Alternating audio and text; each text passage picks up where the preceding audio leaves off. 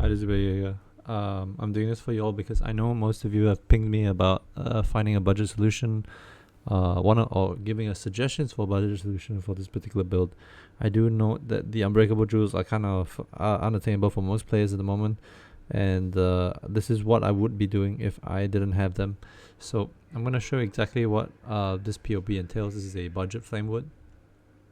As you can see, the damage is still respectable at about 24 million DPS. Mine is currently at about 41 or 42, I think. So this can still do T16s fine. It just won't be able to do T17 juiced. You can probably do T17s, but it will be a bit of a slog. Non-juiced versions, if you do want to attempt it, it will take a while as well. The main difference between this and the other POB is the fizz max hit here is considerably less. Alright. You don't really have... Wait, actually, come to think of it, I cannot expect you to get good Zibakwas. Let me find you an average Zibakwa, okay. Glorious. Vanity.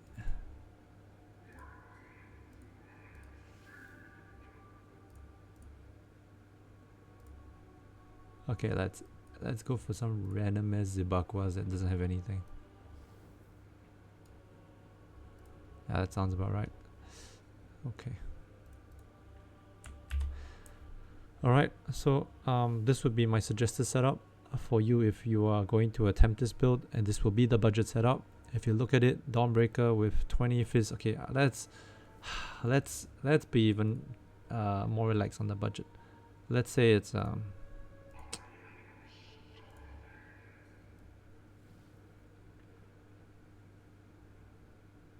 let's go 18. All right, let's go 18. Okay.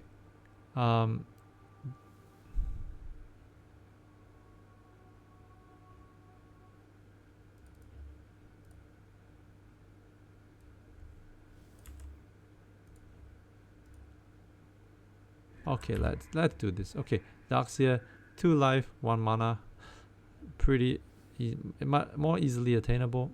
Okay, so this will be the setup if you are going for a budget setup.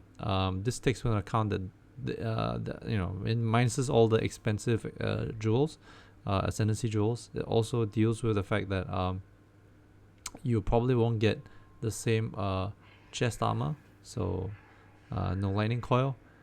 So this is my suggested solution for you if you're attempting the build without all the expensive stuff. So first and foremost, the main max difference here is that your fizz max hit is not going to be as tanky. It's in fact probably about half. Unfortunately, there's not much you can do about it.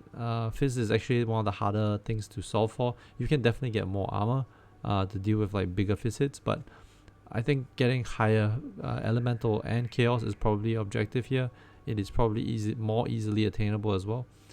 So let me go briefly talk about the items you will need. Darkseer 2-1 is fine. It's pretty easily attainable. Dawnbreaker 18% fizz taken as fire is pretty easily attainable as well. Helmet, as long as you get resistances, you should be fine. There's not much else here. You just want to craft on the corals, the 8% of physical taken as fire, and then get the the implicit. Using Eldritch currency, you can use the lessers and you get 6%. That's all you need. Body armor 4th vow, 50% reduce extra damage from critical strikes. I think it's cheap. Let me just check for you.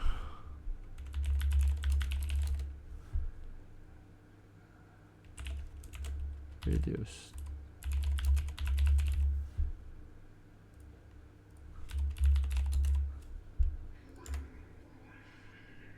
It's about 1 divine. Yeah, it's about 1 divine. Shouldn't be a problem.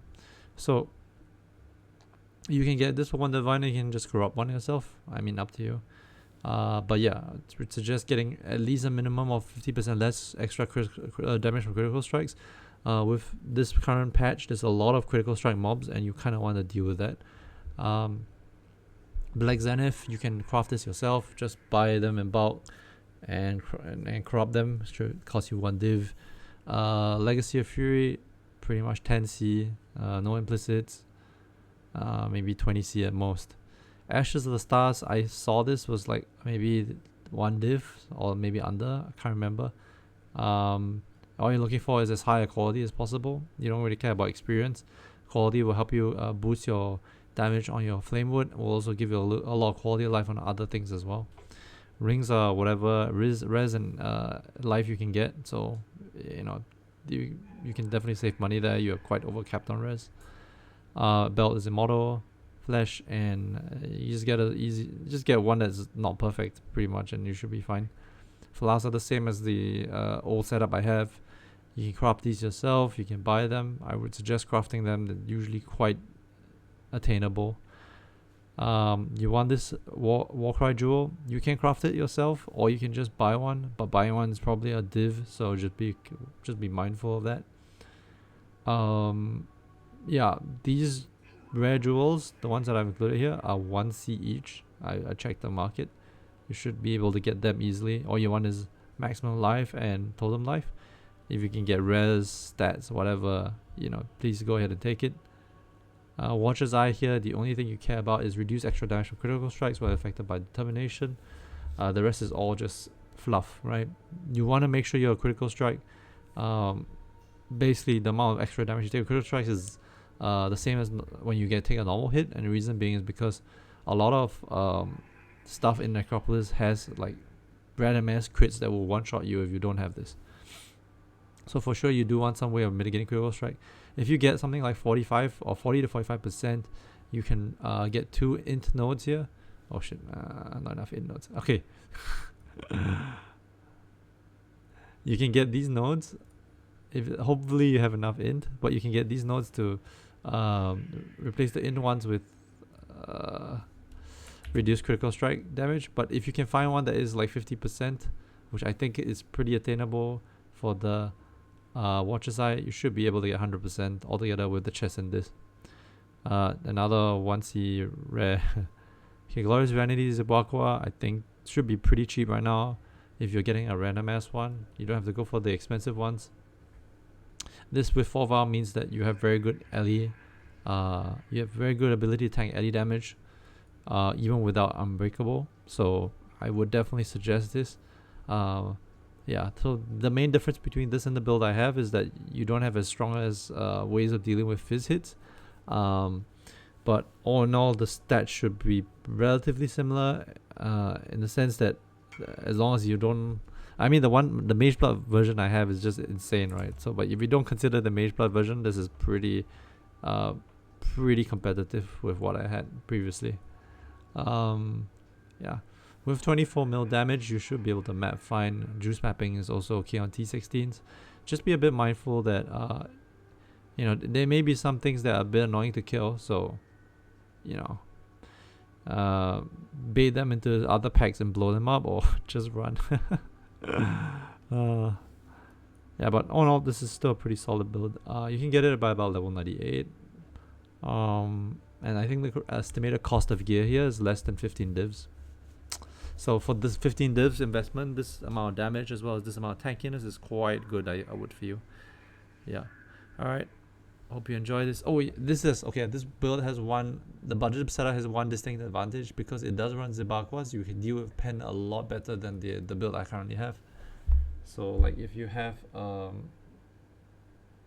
let's say if I spike the pen here to like 50%. It's still not so bad. Yeah, but I think if you would do that on my character and the other POB, it would just like the damage would go like insane. Anyway, hope this helps. Do let me know if you need any help with this. There's probably a third gearing method, which I think is the squishiest. It's the least tanky. That is using a Cloak of Flame, so I wouldn't advise it. But yeah, if you can't afford the version I currently have, this is probably your best bet. And yeah, as I showed you, budget wise, it's pretty easily attainable. Alright, hope you guys enjoyed this video. See you, and if you have any questions, do ask in chat, ask in the comments. I'll try to help you out. Okay, bye.